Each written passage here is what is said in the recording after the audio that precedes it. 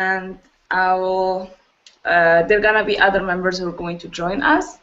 So I'll just ask you if you hear me clearly, everyone. Yes. Yes, Yes. awesome, Yes. awesome. So I will start by thanking each one of you for coming and taking part of this online Google Hangout, which is about women and entrepreneurship. This online event that was organized with in cooperation with the campaign "Without She, I Will Never Be a He." And I would like to thank our speaker Jisoo for his devoting time to be here with us. I know that he has a busy agenda, so we appreciate the kind effort. And I will suggest that we introduce each other, but I would like to introduce first our speaker. Okay, Jesus Antonio Baez. I hope I pronounced it well. Yes, you did. He is a humanitarian who specialized in foreign affairs, international development, global advocacy, and cross-cultural communication. He has a special interest in European Union, Latin American affairs, particularly with regards to Italy, France, Brazil, and Dominican Republic. And he has been working with the UN Think Global Vision Institute as part of its digital management team to promote discussions that translate UN values into behavior, relationship, and organizational culture, as well to promote the process, programming policies of the international system.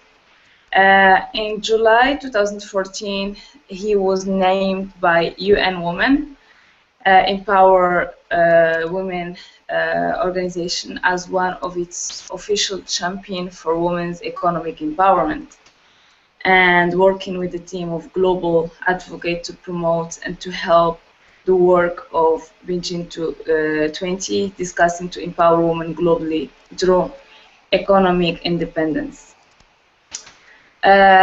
Okay, so this is our speaker, and there is also Chantal who will join us later.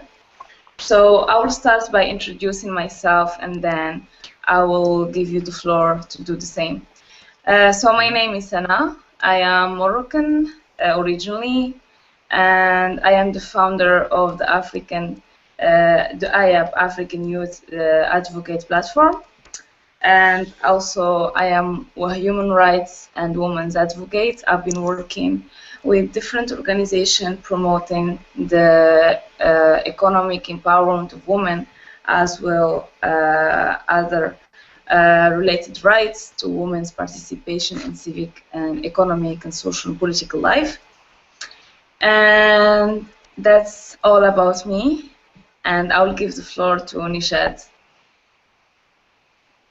Nishad, are you here with us?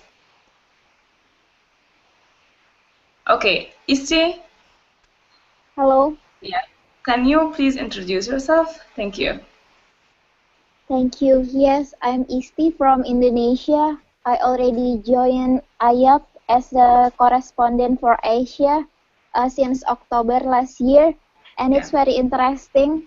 Through my correspondency, I can share my experience as interfaith peace activist and also volunteer in ASEAN Association of Southeast Asian Nations to my dearest African fellows by using this platform. Thank you for the invitation to join this good event today. Thank you for being part of it. And I can see that Chantal has just joined us, right? Hello, Chantal? Yes. Good morning and good afternoon for those who are in the evening. Thank you, Chantal, for coming. Sorry for the delay. Thank you. It's fine. Chantal is our speaker as well, and I'm going to introduce you, Chantal. I will give a little bit introduction about your work in the field of women's empowerment. Chantal is a social justice activist youth expert, trainer, motivational speaker, consultant, and she is the project manager of African Youth Development Forum, regional director, West Africa. She holds a doctorate in pharmacy from the University of Bamako, Mali, a master's degree in international health from Jomo Kenyatta University of Agriculture and Technology in Kenya. Chantal has wide experiences in women empowerment in her community. Her passion for working with youth took her on a journey in 28 countries in 4 continents for her young age. She has been driving development projects in Africa for 4 years. She's passionate about youth development in the continent and the world. And she is the founded member of the network of international youth organizations in Africa. And at the same time, she is our advisory expert for the African Youth Advocate Platform. So this is briefly an introduction, but I will let you to tell more about your field experience in economic empowerment. Yes. So Nishad, are you here with us or not yet? I'm here. I'm here. Yeah. Do you want to introduce yourself? Yeah. Well, I will be very brief. Yes. Hello all. Very good afternoon in my place, actually. So good morning to you all. I'm Nishad. I work with Ayap as a program manager. And basically, I am associated with many of the environment-based initiatives, like Climate, which is based in Paris, and the one which I co-founded in Qatar, where I live. Basically, I'm an Indian living in Qatar, in the Middle East. I run an organization called Arab Youth Climate Movement, Qatari chapter here, and I've been part of CAN Arab Node as well. So right now, working with Ayap, a new experience. It was a kind gesture from Sana to invite me to part of an initiative like this. I'm looking forward to contribute to my extent, and it was very nice to have like Chantal, who is like the persons who know everything on like SDGs to African empowerment, and Sana, like everyone knows, like who is very much an inspirational activist woman. Thank you. And just really, really nice to know both of them. That's it. Thank you, Nishad.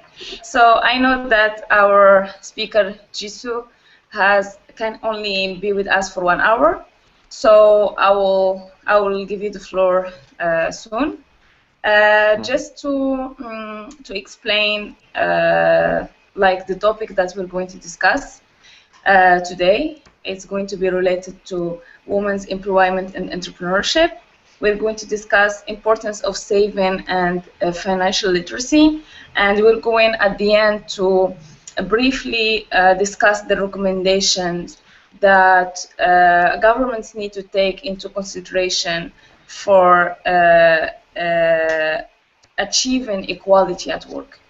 So I guess all of you are familiar with the Sustainable Development Goals that have been adopted last September in UN, which is in the perspective of the draft outcome document, which is the Transforming Our World 2030 Agenda for Sustainable Development. And this is the first agenda that has been adopted by all members of states to have a global action target and implementation from now to 2013 for the next 15 years in order to achieve the 17 global development goals. So for this, in this agenda, there was sensitive target of women empowerment in the different 17 goals, and there is one specific goal of women empowerment. So, and this explains the necessity to have this fully engagement and involvement of women in all the aspect areas, including economic, social, political. And I will have to ask Maho Majo, can you please turn off your micro? Okay, I'll do so. Okay, thank you. So the new sustainable goals aim to complete what the MDE's goals could not achieve. So through addressing the roots or causes of poverty, inequality, and the sustainable development that works for all members, including youth, children, women, stakeholders, civil society. So, and that's why we wanted to highlight this level of economic empowerment of women, which is very important, especially with all the challenges facing women in different countries. And that's why I wanted to just give you briefly some statistic about the importance of addressing this issue.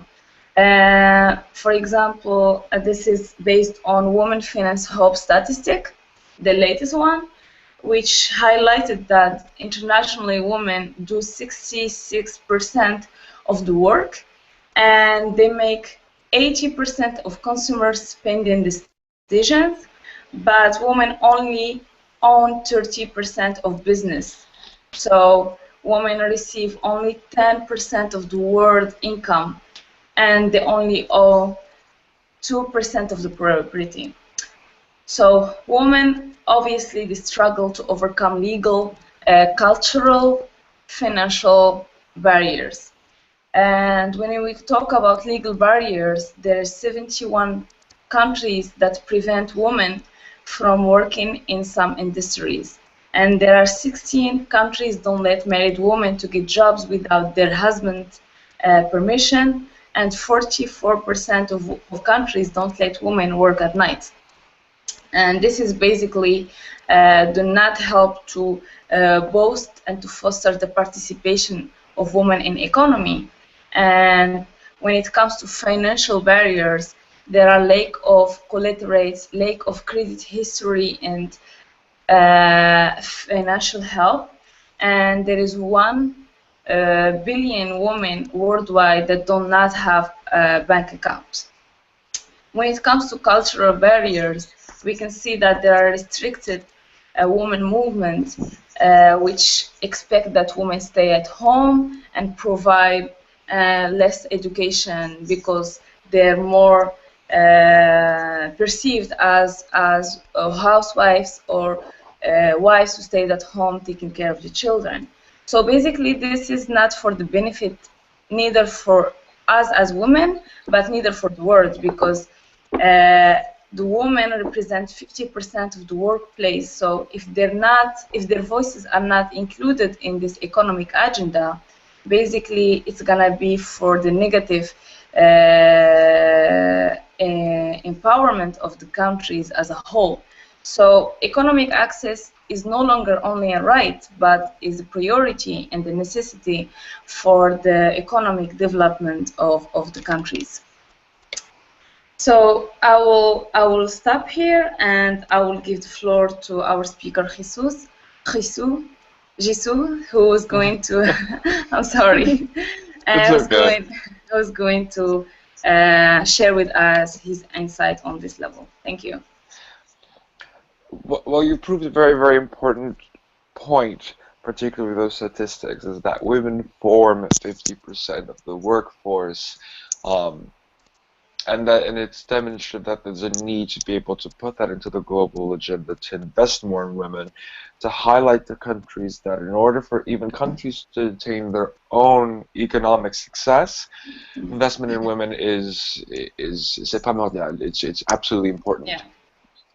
So it's a bit of a, probably briefly say, finally, you know, the world is thinking about it, that women have been taking priority, because women tend to be, as seen through the trends, they tend to be more responsible to money. When you see it particularly with single mothers in certain countries, where they're fine by themselves, they have their children, and they don't have, for example, a husband, or they don't have another partner and whatnot, They have immediate survival instincts to immediately say, right, my child needs food, my child needs clothes, I need to pay the bills, we need to get this done.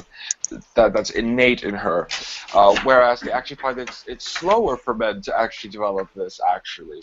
Um, and they even find the same regards to even with tolerance with men. So there's something about women that immediately goes into survival mode. And within my own work that I do within my own organization, I also work for the International Society of Ultrasound Obstetrics and Gynecology.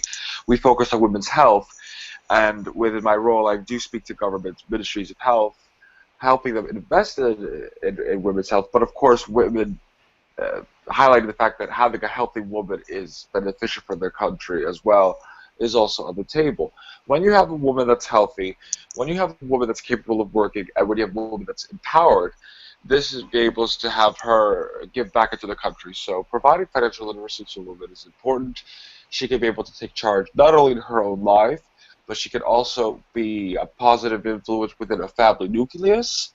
There's a stereotype of just the man as the head of the house, depending on, of course, on various cultures, because every part of the world is different on who the head of the house is.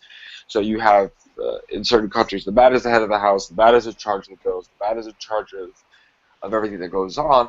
But when you deny that to the woman, you kind of, it's kind of like just having one lung. You're not allowing your full potential. So with allowing the woman to be able to have financial literacy and to be able to understand what is going on with the income structure for the household, understand how she can wield power or share power with her husband as well to be able to do the best, you're being able to put your full potential. It's also important that the woman is economically empowered and the woman can wield such influence for the sake of the children. My personal credo is, if you really want to change this world, you have to start influencing the children. Now, when a child grows up in a household and sees his mother, having equal say with the husband, working, being a strong woman, leading her life, and of course being a mother, and of course being a wife, and all the roles that society gives her, the child, as he or she grows, will see this as a norm and will be able to replicate this. They'll be able to say, oh, my wife should be able to work. My wife should be able to make her own money. My wife should be able to do this because it benefits me in the end. It helps us all out. Yeah. So it's a mirror image. It's something that should be encouraged. And when I bring this discussion to country to the table, I also point out the fact that, look, if you just have your men working and your women's not, and if you find yourself still in developing country status, you'll be surprised what will happen once you start investing with your woman, how much your economy will boost. Women, of course, spend more on food. They spend more on priorities in the household. There's a trend in certain statistics that men will, yes, of course, provide for the house, provide for everything, but sometimes they'll set some money aside to, say, hang out with their male colleagues or hang out with their male friends, of course. While women tend to have priority of, food, clothes, necessities for my child, Mila, it's just a natural survival instincts that they have as a trend with lots of women. So, of course, with women having the buy power, they can invest back into the local economy. That can go back into the country, and of course, this can allow progress to develop. Yes. That aspect. Yes, definitely. Go ahead. Yeah. No, yes, I'm listening. Yeah, I'm sorry. We're just having a bit of connection issue. There was like pauses and noises, so sorry about that. No, it's Um, fine. one thing that's also one thing that's also important to understand, in particular with women's economic empowerment, is that it has multiple facets. Of course, I'm a champion of women's economic empowerment, and I created, or have founded with my colleagues, the I Am Woman campaign, which is the UN's first grassroots campaign, which is targeting on all genders, demonstrating uh, the importance of economic empowerment in society, and the importance it has on men.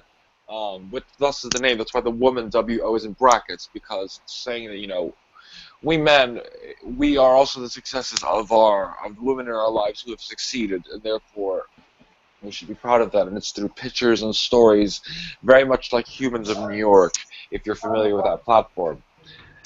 Uh, and what we've found is it's that same pattern through the story to the testimonials, whether they came from Mali or they came from Qatar or they came from United Kingdom or New York City, that the women were their first focus were, if they were economically empowered, that I'm going to get an education, I'm going to prove myself equal, I'm going to invest in this, invest in that.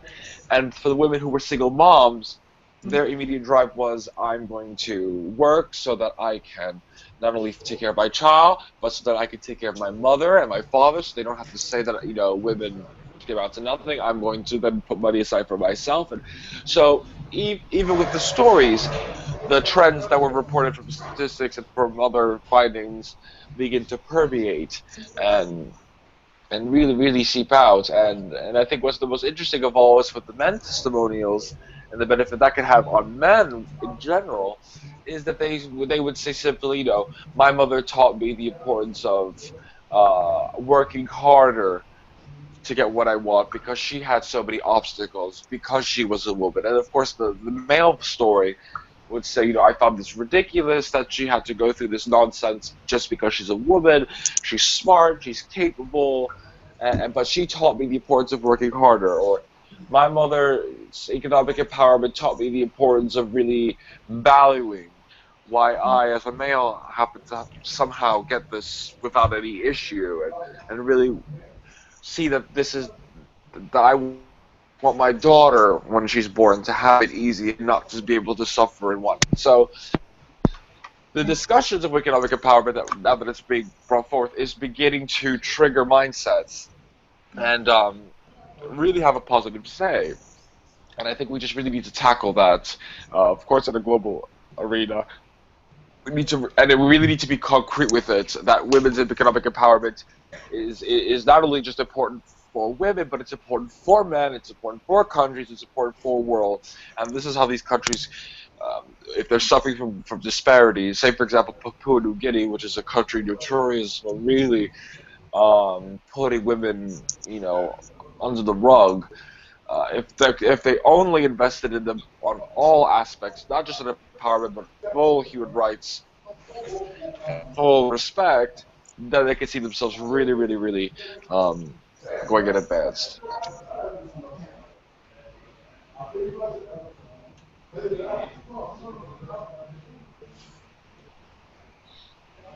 So it will be interesting to know. What I've been interested to know is as well too is with the work for he for she and not for he for she, excuse me. Without she, I would never be a he, and with everyone else's work, what trends have you seen as well too with regards to whether your interactions with countries or your interactions with stakeholders? Because this is the findings that I personally have found throughout my own entire work. It would be interesting to see what yours have been and how they pretty much reciprocate in response. Oh, for the campaign, it is as you know, it is led by our colleague Yusuf. So basically, we partner with them to organize this online Google Hangout. So normally Omaima, which is the representative of the campaign, is going to join us, and I believe she will share more information about the campaign targets because my knowledge on their strategies is very limited. So I don't think I would be able to talk about it because I don't know as much. But thank you for the highlights, and it is very interesting with the campaign and the work you've been doing, and I was interested to know what is the approaches that you are following when you lobby among governments to make them aware and also to implement effective action plans to achieve economic participation of women in their communities. So could you share with us any of your experiences on this level? Thank you. Yes, I think what's really important is when you approach countries, you shouldn't, with a particular advocacy agenda in mind, is that you shouldn't go with any fear. you should look at them as another person, and you should always go with a sense of confidence and respect of yourself. That, I think, is paramount, because a lot of advocacy workers, a lot of people, humanitarians and whatnot, they tend to have this fear of, oh, it's the government, what will they say? Oh, I'm so terrified. No, no, no. You go in, you're a professional, you know what you're talking about, and speak to them at point blank. And at the same time, while it's a country, a lot of ways, countries work like a business, so you have Yeah. to be to the point. You have to show what's going to benefit for them. You can't just say women's economic empowerment is important because it's good for the world, it's good for women. Even though that's the fundamental truth, you have to really show how it's going to benefit the country, how it's going to benefit the men, how it's going to benefit their image. So that's how you have to put it. And then you have to understand what type of country this is. So I've had the interesting privilege of working with countries such as Ethiopia, which is working towards developing as soon as possible. They're looking to become the next South Africa in the next 10 years. But at the Okay. same time suffer from severe human rights issues, not as severe as other countries, but they've been hushing it as a bit. To countries, for example, that have excellent human rights issues for their women, such as France, but still have imperfections. So it's important to understand who your country is, so you can highlight how women's economic empowerment, or for majority of the work I do, women's health for the sake of their empowerment, is beneficial. So if it's a country that has bad press, then you would approach them and you would say, look, women's economic empowerment, women's health is important because, yes, because not only if you have a healthy woman, they can actually go to work, and if they're going to work, they can bring in income, and if they have income, they can spend money, and spending money means the economy is starting to boost a little bit, they have spending power, and so on and so forth. And if it's talking about women's health, you say, a healthy woman means she can raise the children. This means Yeah. the children don't become, the man is not by himself, and the children don't have to go through being traumatized by the husband having another wife because, the mother passed away, and then it just makes things better. So, in that sense, and if they say, oh, but I don't know about this, and then you have to say, well, everybody talks about your country because of such and such rights abuses, and then you try to brush it off and say, oh, we know that's not true because look at you, you're talking to me. So if you invest in women, this will look good. So you have to woo them. You have to really say, this will be, you have to be, I'm Italian, so the word we have in Italian is furbizia, which is, it's a special way of saying you have to charm them a bit to get your way, because but make it seem like it's their own. So you have to have that in order to get that agenda across. Because a lot of times, if you just go advocacy, advocates have an issue. They just go cutthroat, say, you don't do this to women. You have this history of abuse. You're doing this wrong. You're doing this wrong. It's like talking to a child. You're never going to get the child to say, you are wrong and do this. If you're just saying bad things to him, he's not going to listen. He's going to rebel. He's going to run away, and then you've lost it all. So you have to come with a bit of, oh, Mr. Prime Minister, I can see you're investing in women because you're talking to me, you gracious man, you. Yes. Bring it into and say how it's going to help them and how it's going to be good for them. In fact, because you want to show that their country's potential is your full interest. And of course it is, because you want their country to advance. But they have to do this for women in order to continue to advance. Of course, it's not the only thing that will make them go onwards, but it's a part of it. So that's what's definitely my insight, is being frank with the country, speaking to them one-on-one, being business-like, and of course be real. I think there's a very interesting Sudanese quote that goes, eat like brothers, but handle your affairs like merchants. So, be paternalistic, be real, but then at the same time, be straight to the matter and business-like. Yes. Thank you for this for sharing these good practices. I think yes, it's very important when you lobby among government officials. You need to have the techniques to have them not only listening but also implementing the set of recommendations that you have. I've seen that you've been working with the UN Women Empower Women, and you've been working on the economic independence. And I liked the concept, the economic independence of women. So can you share with us something on that level? Well, with our campaign, I mean, we highlight women's economic empowerment because women's economic independence is a separate aspect. With women economic independence, it's basically a woman. She makes her own money. She makes her own salary. She doesn't need anyone in her life. She's got it going, and that's fantastic. But women's economic empowerment has multiple facets, has multiple meanings. If you're economically empowered, it doesn't mean you are financially economically independent.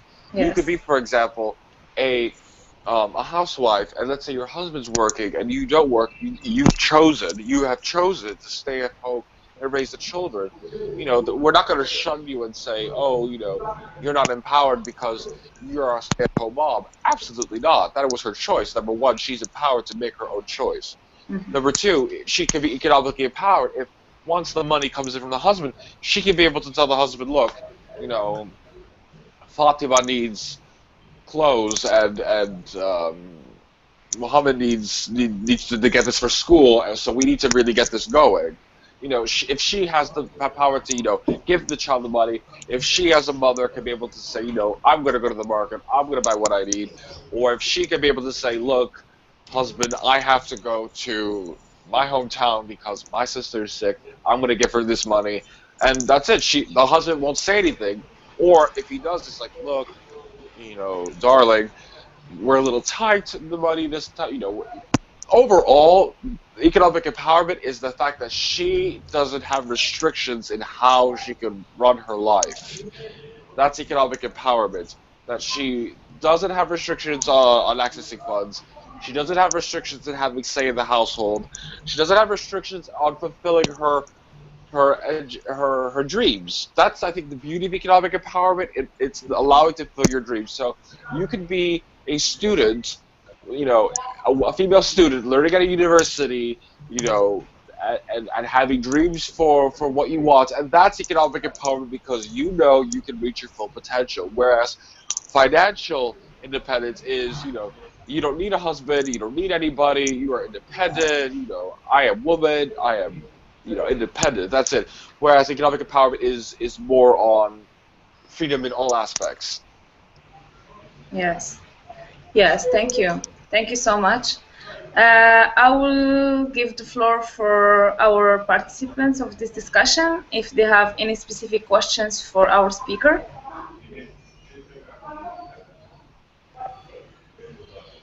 Are you here?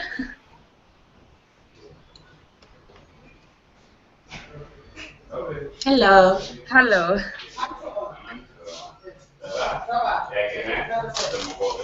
Do you have any question, Chantal? Sorry, I've been my network was not that good, so I've tried really to get connected and get some few feedback, and I had also a bit of chance to listen to, I think, Antonio, if I'm not wrong. Yeah. Jesu So Antonio, yeah. yeah. Okay, so I think he's the only one I've been able to listen. So the other interventions, I've not been able to hear anything on that one. I just wanted to add on what he has said on the women economic empowerment. I'm not looking only in the angle of finances and dependencies, but I'm looking also in the aspect of in that economic independence, there is a kind of respect to the woman rights, and also a kind of justice that is there for that woman, because you may be financially independent, you may be economically empowered, but if policies are not there to respect whatever is linked to your rights, whatever is linked to social justice, I think something will still be missing in that empowerment.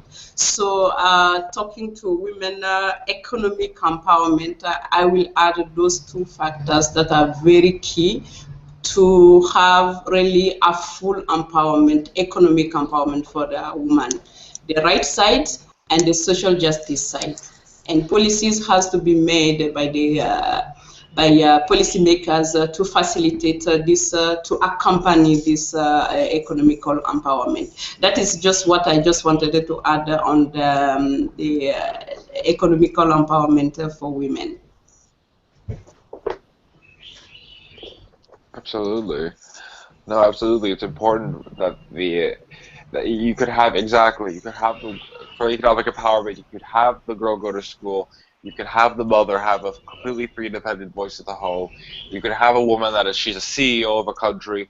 But if there is a but if the country itself simply doesn't respect the status of women, simply has an archaic view on them, or simply doesn't support them, then it's going to be a lot more difficult for the woman to attain economic empowerment, which is very much why we need to ensure we have an open dialogue with countries, have them invest in women, and highlight the fact that, look, when you invest in women, it's good for your country, remember that, and on all aspects. And two, initiate dialogue with men. That's another thing I think we really have, the countries have to do. You have to engage men, you have to engage boys, and I think it's very important that there's men who are advocates, for example, with Youssef, what he's doing, and other colleagues of mine, that men can go out there and reach out to other men and say, hi, look, I'm a guy, you're a guy, we need to really,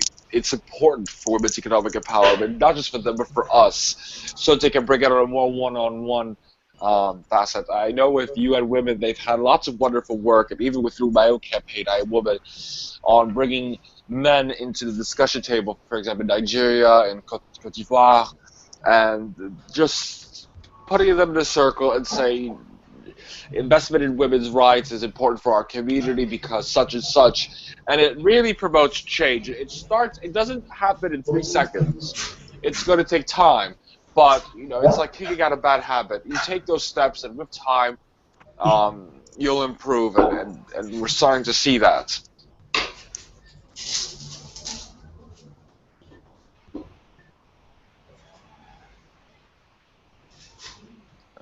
So thank you, Chantal, for mentioning that. You are welcome. Thank you. Thank you, Chantal, and thank you, Jisoo, for answering. I think Nishat, he has a question, right? Yes. I guess so. My question would be like very much, from the Middle East perspective of women entrepreneurship.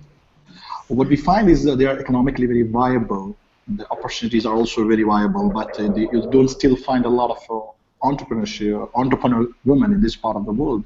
What do you exactly feel the shortcoming should be? Like, why couldn't they come out?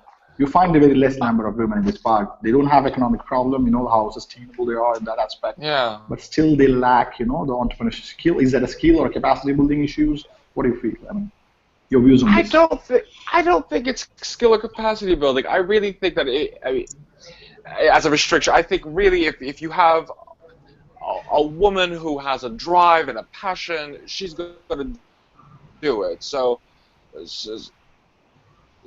regards to promote that within the country context, but I really feel that the main issue, particularly in certain countries in the Middle East, why there isn't very much women entrepreneurship, happens to come with it's probably certain countries, for example, with mentality. I'm going to bring Lebanon for an example because I do a lot of work there, and I can be able to speak about that confidently. It's a lot of Westerners by a lot of other countries as a comment. Quote unquote progressive. It's very modern. It's very glamorous, and they see their women as they from the outside they seem very empowered. However, from the inside, there's still a mentality. While the women have their power to basically use the money all they want on beauty and to raising the family, there's little much else for them to or push in certain enclaves for them to really own their own businesses, become head doctors of their own practices, to become lawyers, unless they pursue it literally outside the country. And then they return to Lebanon and say, hi, I'm a doctor now. And then they'll get some respect, but they still get a lot of hard work.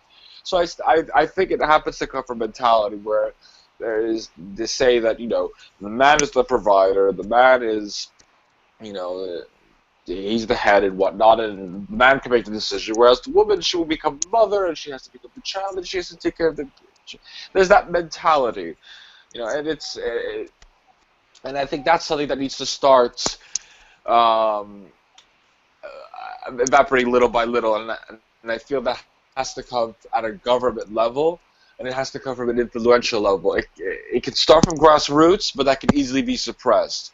So there needs to be an advocacy going within a government level to say, look, you can fulfill your own potential if you happen to invest in women's entrepreneurship, give women's courses, give women business courses, or just give them the support if they really have an idea and want to pursue it.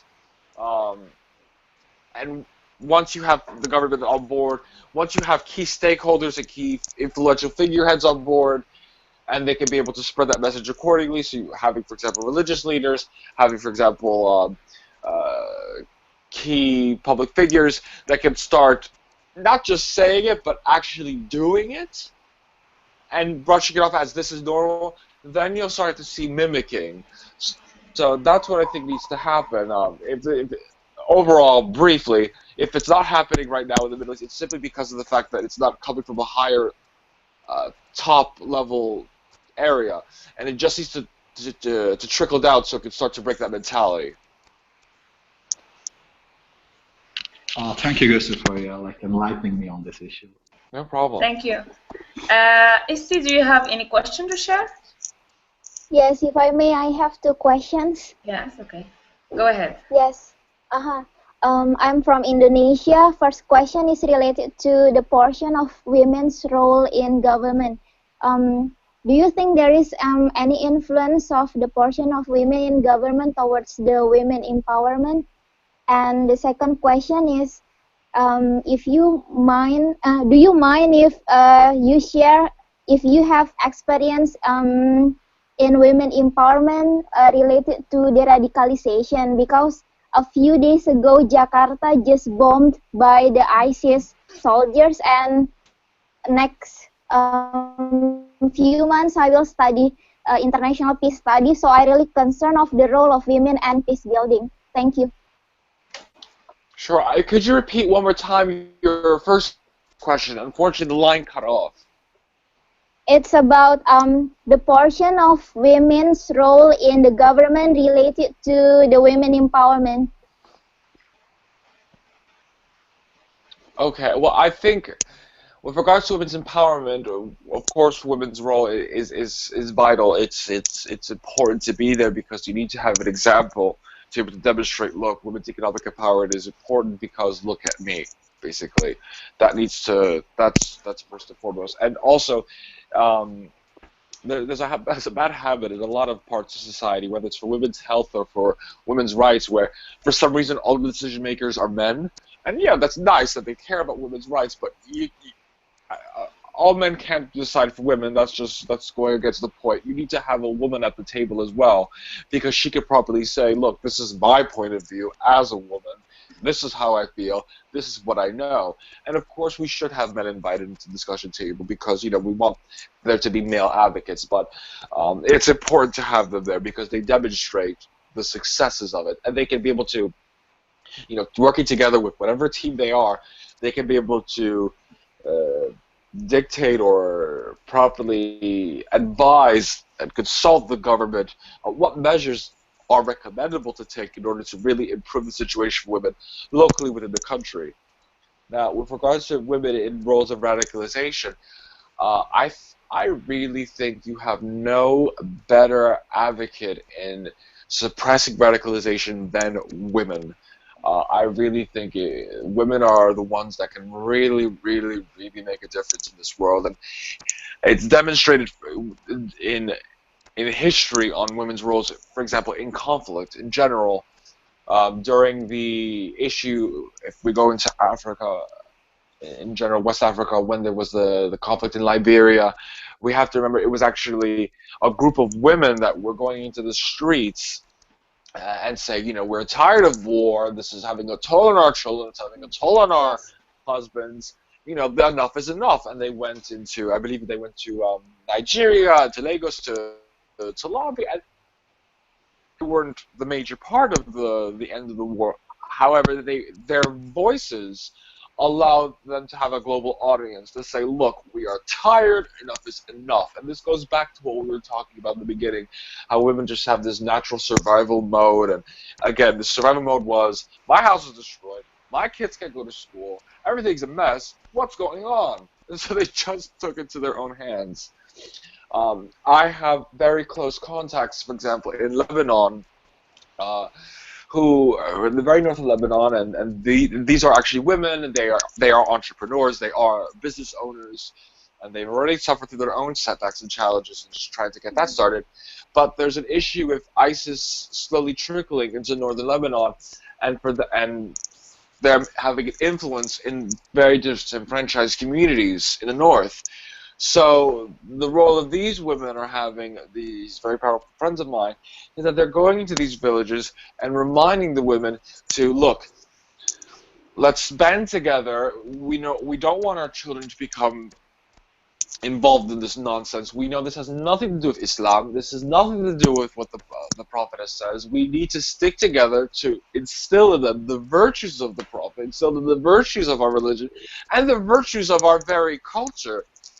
So to ground them and remove them from the bad influences, and then of course, uh, that's the work that they're trying to do. It's just to go one-on-one with these women and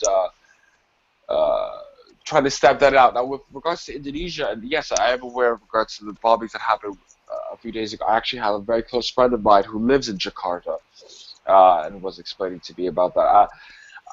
That's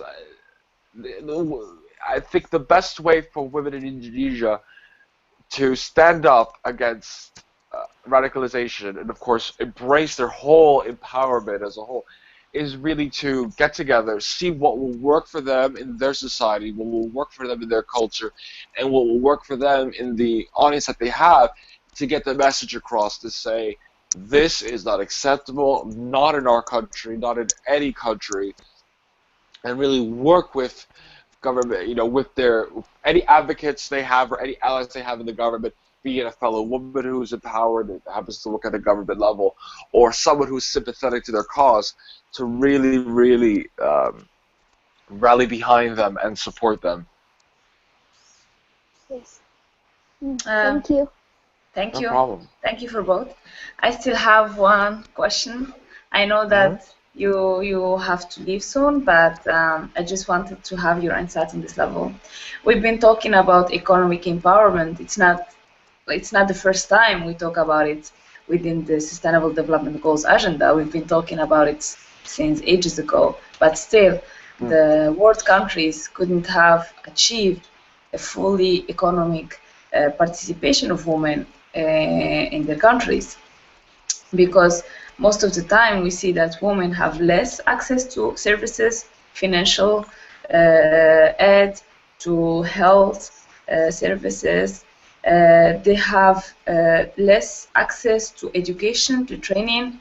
So as an expert on this level, how do you see the implementation of this agenda successfully would be in countries that is facing this issue of fully participation of women in economic level? And also I wanted to highlight the point of the discrimination at workplace, and not only in developing countries but also in developed countries. And myself, I was a victim of discrimination at workplace, where I was paid less than my male colleague, but basically it was for the same job. So how do you see this successfully being implemented, even though it's the same issue we've been talking about years ago? Thank you. The best, I mean, there's multiple facets, and thank you for your question. It's a really good one. Yeah. Um, it's it's vast. It's very vast, and it's very varies in regards to how you can go ahead and make sure it's implemented. Of course, we can go back to the whole government level where you have an advocate going to the government and saying, look, this is important because blah, blah, blah, just as I said before. But if that's not happening, if the government says, yes, of course, wonderful, we'll do it, but nothing happens, then I think this is time for people power to take in place. I think we as human beings, we underestimate the own potential that small groups and people who have a passion and belief have in changing the world. If this is where, if the government's not taking the initiative, it's time for other aspects to. So, if you, for NGOs, for example, can be a really, really good way to help implement this agenda. There's NGOs that have a particular mandate on how to spread their work. My personal organization, we're affiliated with the WHO, but we're independent. Ours is, of course, women's health. And what we do is if there's the government, like, as I said, for example, we're working in Papua New Guinea, which is a country that does not implement women's health rights, doesn't implement women's rights at all. This is a country where 1 in 3 women are raped on a daily basis, where one in, I'm sorry, 8 out of 10 women are physically abused in relationships. So it's a very violent country to be a woman. And of course, while the government says, yes, yes, of course, we want to help women, it's not really effective. So this is where, for example, my organization, where we see the situation, we have an advocate from the country say, the situation in our country is crucial. Women are dying giving birth. Women have no respect. Women are basically like trees. Actually, trees get better respect than women. We need to do something. And so we look to partner with other organizations. We start setting up projects. Organization, for example, we set up projects to teach local doctors how to use ultrasound in obstetrics and gynecology so they can detect birth defects. Okay, so great. We're doing this to invest in women's health, so at least women will be healthy. And then, of course, if you and women's mandate, for example, if they receive an advocacy from someone in Papua New Guinea, say, we need to have work here, you and women can look, particularly the Empower Women Division can look on bringing in workshops. The iLearn is a feature that UN Women Empower Women has, which helps women learn business and entrepreneurship methods. How to open their own business, how um, to really do investments, how to take more take it more into their hands on conducting business and particular methods. So we can pretend to do that. So there's the NGO level. That is the next one down. And then also, if the third is if there's really no government initiative, if no NGO is coming after multiple emails, multiple requests, then it's time for the people to take charge and say, look, we cannot do this. We got to do something, at least something. Um, there is one in northern India where there's a large scale female infanticide. That means a lot of people don't want to give birth to baby girls. So once the girl is born, they actually get rid of her, and it's a very, very, very, very painful discussion. But there is a one part of India which said enough is enough. We can't have this anymore. This is a horrible mentality. We've been speaking to governments. They put a law against it. They said, this is wrong. You shouldn't do this, but it's not reaching the population. They've had the NGOs come, and the NGOs have spoken to the local doctors. Local doctors say yes, yes, yes, but they're still not implementing it. This is where the people have to be on the ground and say, look, this is enough. And they start to band together. So one group in Uttar Pradesh, that's the name of the province or the state of where this is taking place, a band of women simply got together, knocking door on door, and they made a little campaign called Save the Girl Child, where they said, you must have a daughter. It's important for you. Not only that, but if everyone constantly gets rid of daughters, who are the boys marry in the end of the day? So, and not only that, but she can also go to work, she can also contribute. Look at these famous Indians. So it's basically a local group that's like, we need to do this. And more and more, they kept doing this within their local villages. It spread out through various parts of the state. It caught on with the government in general, and then, of course, the government launched their Save the Girl Child campaign. So it could have a trickle effect. So those are the three tiers, I think, on how you can try to implement. As I said, it depends on the country. Every country is different. I mean, like you said, developed countries also suffer. Japan is one of them. France is one of them. I mean, I've lived in France for many years, and while it seems to be women, they have they can go away after they give birth. They seem to have equal rights, but it's actually very difficult for a woman after she's given birth and after she has children.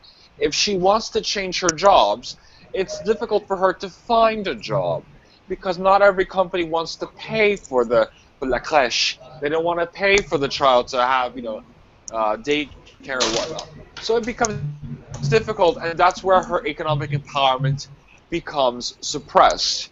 So, as I said, how to implement it varies depending around the country, but I think overall these three tiers are good ways on which we can attempt and really work at having it implemented. If the government doesn't work, then NGO. If the NGO doesn't work, then you know what, take it to your own hands and you do it. A lot of people say, oh, why does the world allow this to happen? Why does God allow this to happen? Why doesn't he do something? Well, you know what? He did, the world has done. You are that example. You are that answer. So go out and do something. Thank you. Yeah, I just wanted to add some few things on what he has said. Yeah. Can I go ahead? Yes, of course. Of course. Okay. Regarding your questions and discrimination part you've talked about, this is something that is real, and I think many women are facing this problem. But what Antonio he has said, I concur with him on one thing, is that women by nature are consensus builders. They are leaders by nature. They are problem solvers by nature. And sometimes I felt as a woman, I felt sometimes bad to see that still we are facing this kind of discrimination. But there are some women, when they have the chance to sit on the decision-making table, they usually some forget about the grassroots women, what women are going through. And I think for us, for women to really take help to make this change and change things, there is a need for them also to have this role model. So once you are given the chance to represent women in any institutions where it is, you really need to fulfill that mission so very well in the name of all the women who are in that position, that condition. And mainly that is sometimes things that is not happening. And if you look at the African context, I don't know about the some of the other regions, but in the African context, what we've been facing more is that some women are given some leadership positions. But once they are given that one, there's no more anything that's related on women empowerment. And that is a challenge. Because for me, anytime you are given a position as a woman, think about those other women who are there, who have not been given that opportunity. Feel their need. And because you are a woman, there's no one who is in the best position to understand their need than you was given that opportunity. Take that opportunity and advocate for their right, advocate for some of the burden they are suffering from should be changed. But those are things that usually not happen often in the African context. How do we change that one? My recommendation will be really, the government can put all the policies that they want for women empowerment. NGOs can be doing their work on the grassroots level, trying to help women to overcome some of the challenges daily they are meeting. But the main stakeholders who can change things are women themselves. And until we have that one in mind, that we women who have been able to go to school, those who have been able to be educated, those who have been able to reach some levels in decision making, in accountability process, in policy making process, take that opportunity and work for the rest who do not have voice, work for the voiceless.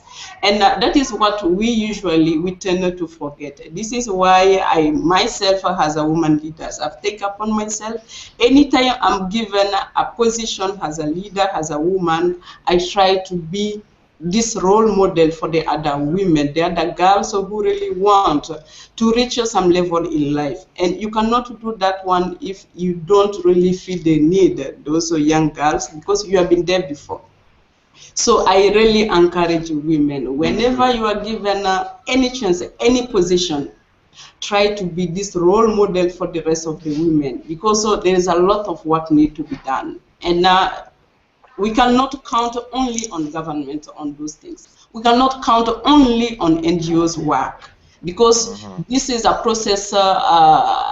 This has also to have this sustainability aspect, and NGOs can work for some time, and after that one, okay, some problems are solved. But are they sustainable? Those are some of the questions. So whenever we are given the opportunity, let's try to use it on a best way to serve the other women, and always think about them, because any opportunities, it is a chance in life, and take it and work it in a positive way to change what you can change. That is what I just wanted to add on this question. Thank you, Chantal. Thank you so much. Do you have any other question? Oh, so far no. Okay, nice. So, do you have to add anything, Jisoo?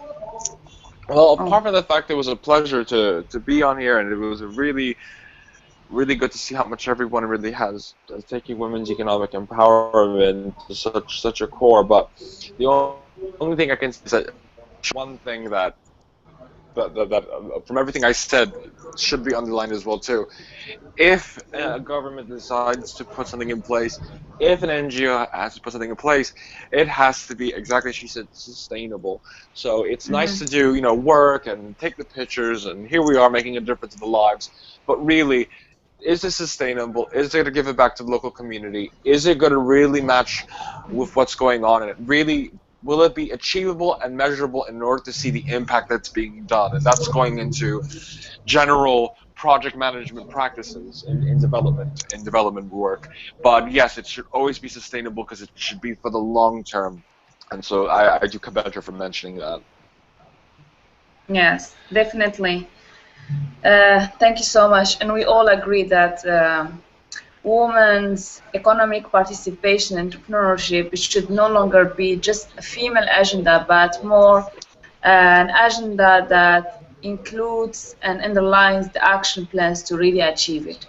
And this is our message for not only for government officials, civil societies, NGOs, stakeholders, but also for us, women, men, children, to take part of it and be part of that change that we want to see. So, now I will give the floor to Chantal. I know Chantal in person. I've been part of to see part of her work, and I know that she's engaged in women's empowerment, youth engagement for many years, and she liked to be called change maker, which is true. So I give you the floor to share with us your insight, Chantal. Okay, thank you very much, Sana. First, I just want to apologize for my internet connection. Right now, I'm in Mali, my country of origin, and we are in Africa, and that is not an excuse, because we are facing a lot of challenges when it comes on technology. But this is part of our life in Africa, and this is part of what we are struggling to change every day. So thank you very much for this opportunity, and I apologize for being with all these challenges I got. So first, what I wanted to say on this topic is that I will take it on the African perspective level. Because if you look at Africa as a continent, you will find that statistics has shown that we have more than 52% of the population are women. Yes. And I think that is the majority.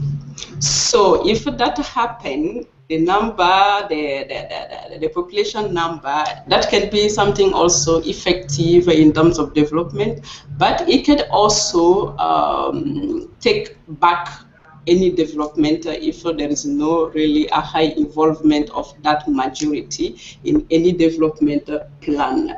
And if we look at also in terms of women contribution in African development, look at the sector like the agricultural sector. Women in Africa contribute till 75% on the agricultural sector.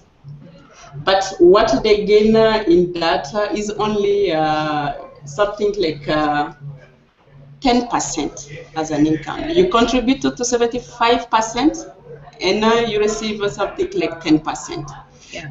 In that, you have already social injustice that is already there. And in terms of production of all the agricultural things that they do, they contributed to 60 to 80% again. And if you look at it in an overall way, you will find that they have only 1% in the African access resources. So there is a big social injustice, being the majority in the continent and contributing to the continental development, they receive very few.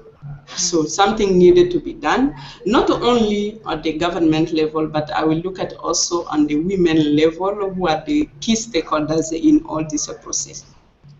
So the second aspect in terms of contribution of women in Africa, that is the economical sector. You'll find that there are so many women who are doing business. If you look at the commerce, the trade and the commerce, you'll find that there are so many women who are doing a lot of in that sector. But looking at policies level to make them really having something that can sustain them economy financially, there are lack of some of those policies, or they are even a kind of lack of follow-up on some of those policies, because they are not involved. Women are not involved even in the designing, the implementation, the accountability part of it. So there is really a huge gap between how things are done and how things are written on the paper. And to really to overcome this gap, women need to come in again. So those are some of the sectors, the areas I just wanted to mention. Political level, if you look at this, the arena of the political level, there are very few women who are really involved in politics. And now we can see it, if we have to go through to see, I think it's just the president of Liberia, who is a lady, and some time back also we have for the transition in Burundi in the year 1998, there was a lady who was there also, and Malawi recently, then the case of Central Republic of Africa. So those are some of the women in terms of leadership who has really, but the only one who has really been elected democratically, that is the one from Liberia. So there is a lot of work needed to be done at a political level also. When you look at now at a decision-making level, you'll find that there are a lot of things needed to be done at that level. So briefly to say that women in Africa constitute 52% of the population, and in terms of development, they are not really involved as they're supposed to be. So there is a big social injustice needed to be corrected, and the women needed to get involved in that one.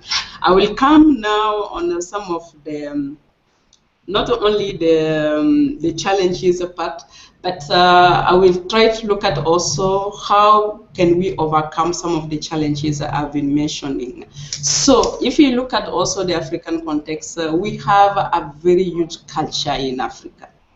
And that culture is so favorable to men than women. Yes. And any development it is so easy to change some few things in life, but when it comes to change a culture, it takes years. It takes decades. It takes so many years to do that one. So changing culture, it is very difficult. Exactly. And many cultures in Africa are against women empowerment and women development. So how do we change that one? I think it is just slowly by slowly. And women also, they need also to get involved and to stand. Because I believe that any human being at certain level of suffering should be a waking up call for you to try to see how can I stop suffering? And how do I, even if I don't stop, but how do I reduce my suffering, my daily suffering? How do I do it? And you need also to share with your other women to try to talk to them, to network with them, and to understand how do we come together? How can we organize each other so that we can overcome some of the suffering we are facing as women? So there is this needed to solidarity among women. The women need also to get more organized and to understand each other so that some of those challenges that they are going through because of this huge culture needed to change, because they are the only one who can change. I will take just the example on the female genital mutilation. And this is just a practical example. You will find that a woman, when any NGOs come in to try to sensitize that this practice is not good for the health, is not good, it has a very bad impact in people's life, and so on and so forth. And some women will tell you, I've been through that, I'm still alive, I'm giving birth, so it has nothing has changed in my life, and I'm happy to do it. And those are the same who will take their girls to go through such a practice. So until we change the mindset of those who have been there before, if we are not able to do that one, this practice will never stop, because those who have been there are still existing. And since they are still existing, they will still defending that we have been through it, and we're still alive. We are not dead, and we are not suffering from anything. So there is this work to change the mindset of women regarding this female genital mutilation, FGM. We need really to work on that one a lot. And another things on the cultural aspects I just wanted also to share is that because of this culture, you will find that even women who have the chance to lead, who have been in school, the culture still within them. They cannot go out of it. It is just something that even it reflects their way of making decisions. It reflects their way of making even any accountability or any policies where they have the chance to sit in. So for me, the work that needs to be done is just to change the mindset of women so that we can have this empowerment. And we cannot do that one alone. We need also to involve men in. And men has to come on board also, that also, because of the society, it is men and women, and we cannot go without, so we have to go, both of us, so that we see the change we wanted to see. Because if that is not the case, we'll find ourselves, okay, let's empower women. Yes, we are doing it. And now at a certain level, we'll find that is not balancing. Something is missing somewhere. It is the case now in some of the countries, like you find in Kenya, there are some places whereby you find that there are some girls. Yes. Sorry, okay. There are some girls who have been more empowered than boys. Yes. And now boys are feeling that frustration now. So for me, the gender empowerment, the women empowerment, it is more or less on balancing things. If we feel that we are going more than and leaving men behind, let's take them with us to have a balance and an equilibrium between the two genders, so that we can move together. So I will just conclude by saying that one thing we needed to do in terms of recommendation, we needed to have women in policy making process. Okay. Because I believe that if we really wanted to change things, not only the implementation, but we need at the initiation, those women needed to be involved in that aspect. They needed to sit and to analyze what are the needs of women before making any policies. And that is usually what is not happening, because you find that the policies, they are formulated for women development and they are not in. So if they are not in, you cannot implement something for somebody if the person is not involved in. How can you do that one? Is very difficult. And that is why we find that we are messed up when it comes to policy implementation, because the need assessment has not been done as supposed to be, and the stakeholders have not been involved. They have not participated. So now when it comes to the implementation, you find that these things was there, I've not seen it. How do we involve in? How do you make it in? So it becomes very challenging and very difficult. That is one thing. Another thing is women need also to get organized and to get involved in any accountability framework that concerns their development. Because it's not only to be part of the policy making process, but you need also to be part of the accountability process. How are you going to implement this policy? How are you going to evaluate it? And how are you going to account for it? They needed to be in that process. The last process they needed to be also is the decision making process. Because you can formulate the policies, you can be part of the accountability, but the time we are taking decision, how and who should be involved in, you need also to sit in that. And any opportunity that is given to any woman to be part of any of those three processes, try to be a woman, a role model for the rest of the women. And try to be the voice of the rest of women who do not have that voice. And have always that one in mind. There are women, I may have been in school, but those who have not been in school, how do they feel? What are their suffering? What are their needs? What are their realities they are living? And that is the way, for me, any woman who has the chance to sit in those three levels of decision making, try to think that way and to make your decision. That woman who do not have voices should be at the center of your daily, whatever you are doing. So those are things I just wanted to mention. And I want also that any government, they need also to enabling some kind of opportunities for women. Because if you look at whatever I've said at the beginning, the opportunities women are bringing in African development, you cannot even measure. It is so huge in terms of development, in terms of growth for the continent. And the government should not let that population behind, because the more you let them behind, the more your development will still be dragging behind. And that is the challenges Africa we are facing, because that majority is not being given any places in any decision. And that is a big mistake when it comes on development. I will say it because I'm a lady, and I know that there are so many opportunities the government is supposed to enable for women, so that we can really be putting our creativity, our innovation to contribute to the development of the continent. But if those opportunities are not there, it will become very difficult for women really to do something in terms of development.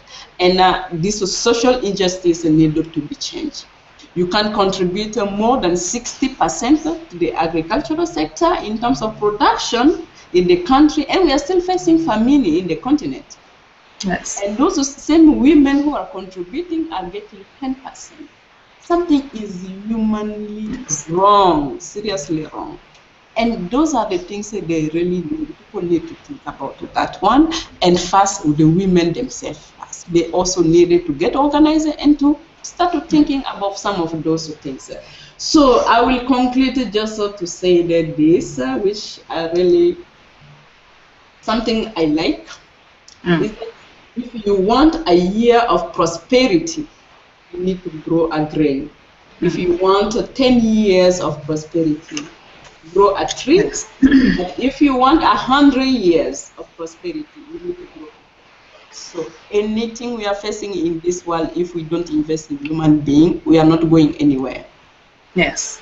Thank you very much. Thank you, Chantal. Thank you. As usual, very inspiring. I totally agree with the cultural aspect is one of the hardest parts to deal with. Culture is very serious level to work in, and yes, I mean I come from Africa as well. I understand how hard it is to change the mentalities of people and how the image that people are given for women, but not only that, but how women are perceiving themselves. Yeah. That's something very serious we need to work on, like not only as a society but also as women. And still, I remember when I worked in Morocco, I was working with rural women, and I remember in the south of Morocco, I met this rural woman, and who told me that she is the one who's doing all the work. She was working in the farm, but her husband was the one who taking money, but he was not doing anything. But it was her doing the whole job. But at the end of the day, she would give all the money for her husband. And she told me, why not? Why does not the society really save my rights and ensure it legally that it is my own right? So there are in some level, this women know their situation. They know that it's not right, and they know that they have to seek for it, but they don't know how to do it and how to ask for their rights. And I think this is our role as the people who speak for the voiceless. I think it's our role also to bring the attention to this level. And I agree with you when you said empowering women to women. That's very important. We don't not only have to aware other people about the situation, importance of women involvement in life, different levels, but also to empower women by women. And I wanted to have your insights on another level, which is financial literacy. We've seen and we've discussed the importance and the necessity to have women economic participation, which is now considered as a smart tool, economic smart tool, to achieve progress in different countries. We've been talking about this for many years now. We've been discussed it in different discussions, meetings, conferences, but still women access to health is very limited, to financial aid, to services, to trainings, to education, to facilities. And still those women represent 50% of the working people, but still we do not discuss the importance of their financial literacy. I mean, we discuss the importance of their participation in economy, but less about their financial literacy. So, which is very important. The knowledge of financial literacy, of saving, is going to help them to plan and rethink for the future, and also for businesswomen who want to establish their projects and their social entrepreneurship initiatives. They would have the knowledge on how to make that happen, especially with the all barriers of financial aid. So what is your take on that? Okay, thank you very much. First, let us say that women by nature, I will say that we are not only leaders, we are not only listeners, we are not only problem solvers, but by nature we are also organizers. Yeah. Women are so organized, and sometimes I wish that this capitalism in the world should have a face of woman in terms of organization.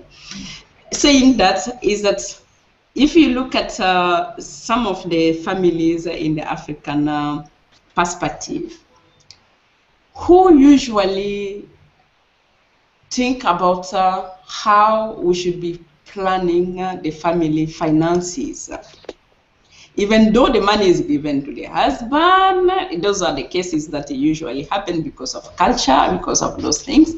But you will find that women are the ones who organize which school should be good and which should be the best healthcare. But they are the ones who usually organize even the small economy, the family, the small revenue incomes the family that has.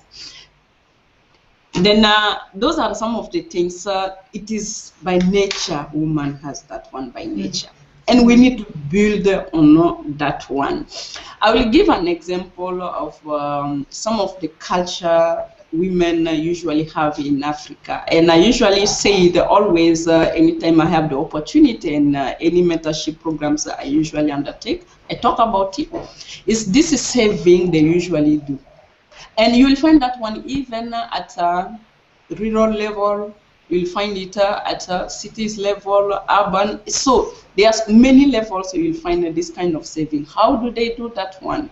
They usually have it either per week or they have it either per month. Some it is every week or every month.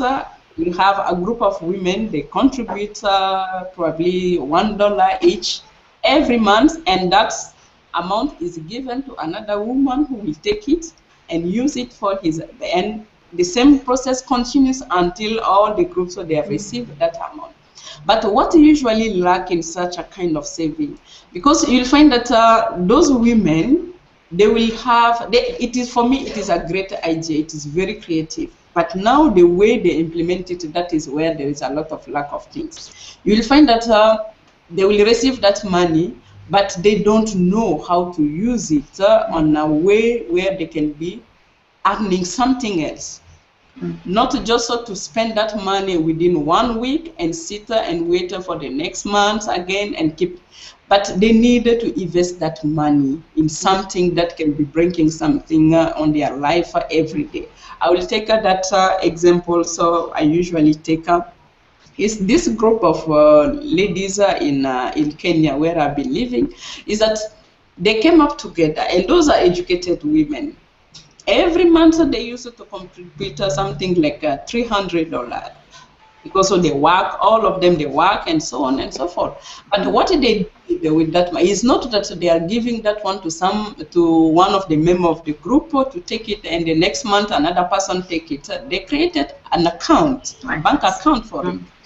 And every month, everybody contributed the 300. You can do a bank transfer, or you can just deposit the money yourself in that account. But they have a legal document for everything at the initiative.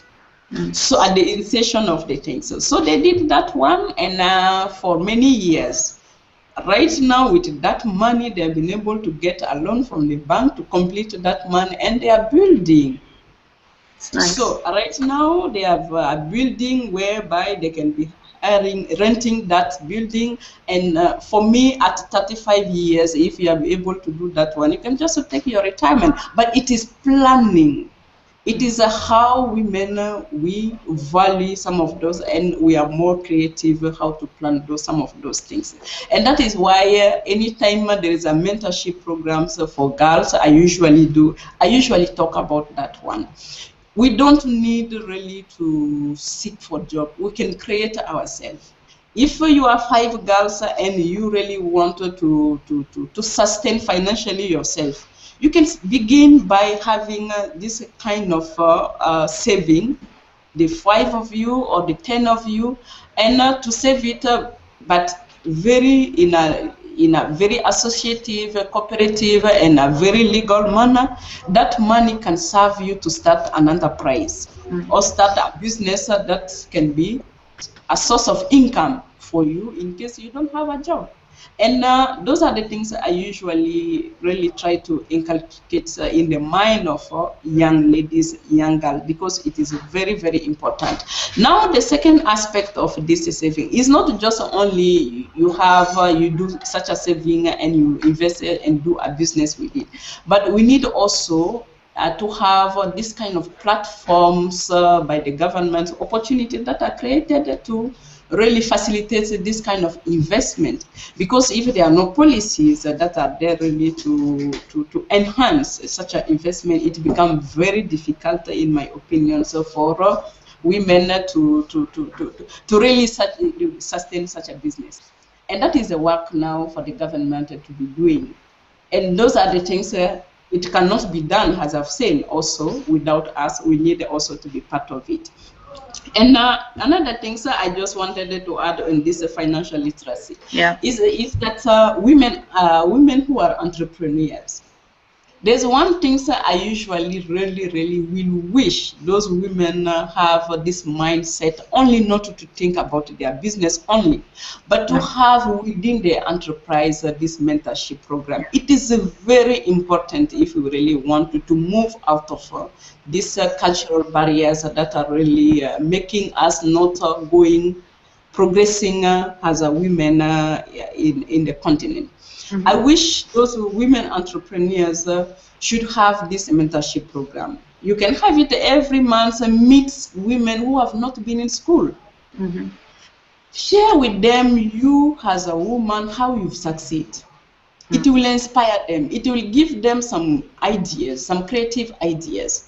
They may have this natural organizations within themselves, but sometimes they need also these skills to really to make it profitable for them, to have benefits in. But if this kind of platform are not created, it is difficult. Again, I come back to say that we cannot empower women without women. Exactly. If we really wanted to do it, it has to be women to women. Yes. And that is the fastest step really we can do.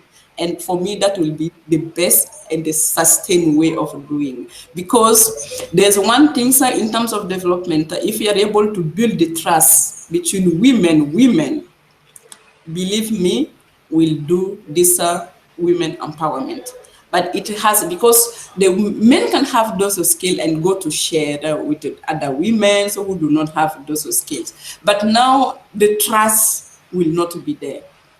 Some will not have really that trust. But if it is women to women, believe me, things will start to be changing. And for me, this financial empowerment and literacy aspect, I think those are the key things that women needed to think about. The mentorship, and we need also, as women who have the chance to be educated, to be a role model for the other women and not to let them behind. Because if we let them behind, we are the majority, we are the one who are going behind again, because we will never move ahead. So once you have the opportunities as a woman, you've been able to achieve some few things in your life, you've been able to have some skills, go back and empower your community where you come from. Start by there. Once we start by there, believe me, things will start to be changing, because it's not in 10 days or 10 years or 10 decades you change a culture. It is a long process. And that process, it requires a lot of effort. So that is what I just wanted to share on this aspect on financial literacy. Yeah. Thank you, Chantal.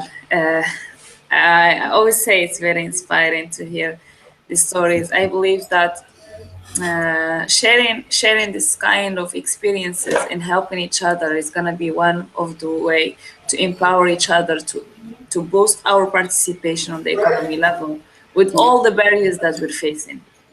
Yeah. And it's not easy. It requires a lot of efforts, a lot of help from each other. So I definitely understand and I appreciate this kind of approaches that we need to follow in order to achieve fully participation of women.